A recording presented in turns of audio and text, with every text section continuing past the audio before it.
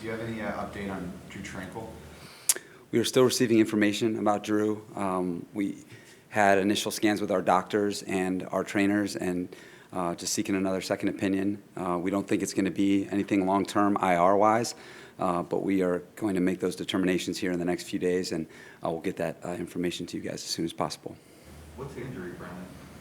He has a pec injury that we're just determining the actual timeline and severity of. How involved are you in that process of kind of determining the injury of the player? Are you just relying on what the doctors tell you? Yes. How does that process go? Yeah, we listen to our team doctors and our trainers, and then if there's ever a second opinion involved from an outside doctor. But, I mean, as a coaching staff, we're not really involved in the decision-making of timelines and things like that. So just try to listen to people that do that for a living. Brandon, I know you guys announced earlier that Brian had surgery. Yep. Is the anticipation that he could potentially return Mm-hmm. this season? Yes. That's our anticipation in terms of the timeline that we've been given by the surgeon in Philadelphia. And so that timeline has yet to be expressed fully, but that is our anticipation. Brandon, it's the release of the core muscle. We know he had a back issue. Is this all related? It's not related. They were things that happened at the same time. The core muscle injury was during training camp that he was fighting through, and then the back was something that happened in the Washington game, which was separate. So we tried to take care of the back first, and then the core muscle injury didn't respond as well as we had hoped in that time frame, and so we wanted to take care of the core muscle injury so he'd have a chance to come back this season. Brandon, has O'Day been scheduled for surgery yet, or? He has. He has. I don't know the exact date, but he will have it soon. Just with Lamar Jackson, there's a lot of quarterbacks in the NFL that are mobile and provide issues in terms of getting outside the pocket. In terms of game planning for him, how unique does the rush plan have to be? Just because you can be in perfect position, you can still get outside the pocket, turn the corner, and end up rushing down the middle of the field. Yeah, Daniel. I mean, you guys are all seeing what I'm seeing, is that you're seeing a player that's never played in the NFL. There have been some guys similar, but there hasn't been anybody like Lamar Jackson. He's truly one of a kind. He's truly a rare player, rare competitor, and all you got to do is go back all the way back to high school, Louisville, you name it. Everywhere he goes, he's doing something, amazing right before your eyes. And since he's become the quarterback of that team, you've seen what's happened. And I think the thing that's unique about Lamar is that there's danger on every snap, okay? And there's danger running the football, and there's danger throwing the football. And how he runs the football, it can be within the design of the play, designed run game for him, and it can be outside of the play. And I think that they do a really good job scheming to create air for him to take advantage of, because they also have really good players to defend in the passing game. And sometimes what's challenging is when you defend all these weapons that they have, you got to, some people forget that he's, the most dangerous guy that they have. So he's just truly a remarkable player. And I think you saw his performance the other night. This league is, full of superstars, but he's certainly at the top of the list. Talk about Andrews. Is Andrews an underrated tight end? You guys have faced some pretty good ones thus far. Is Andrews an underrated tight end? I think Mark Andrews, not underrated in our book, because this guy is fantastic, definitely worthy of that contract.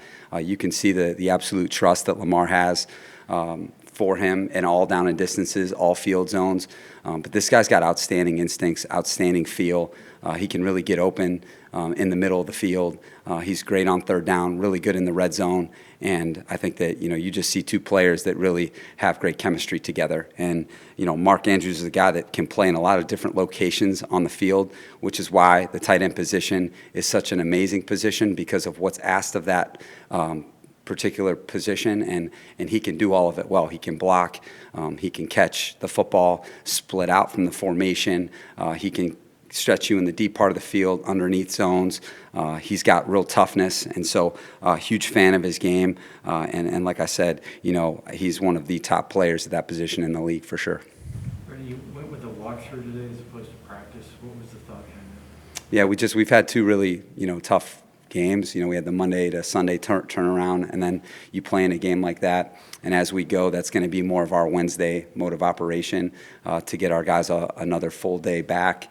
And so Today is just, one long walkthrough, but when we get back from the break, it'll be kind of like 2 walkthroughs to make sure that we just get our guys back one more day, and then Thursday we'll be back on track full speed. And I just really believe in that to get our guys ready to play on Sunday. And I think you kind of shoot for that halfway mark for when you kind of start this process. But because of the Monday night sequencing to the Sunday against Cleveland, we kind of started it 1 week sooner. And then going on the East Coast trip, we just wanted to make sure that our guys feel their best for this weekend, because we're going to need it. Brandon, what are your thoughts on what happened with John Gruden? Yeah, I think this is what I think about it. I think that respect and trust in this world are really, really difficult to achieve. And I think about all the people that were affected by those emails. Whether you're a person of color, whether you're a person, a gender, your sexual orientation, the people that were affected by those emails, that's who I'm thinking about. Because it's a sacred mantle for someone to call you coach or someone to call you a leader.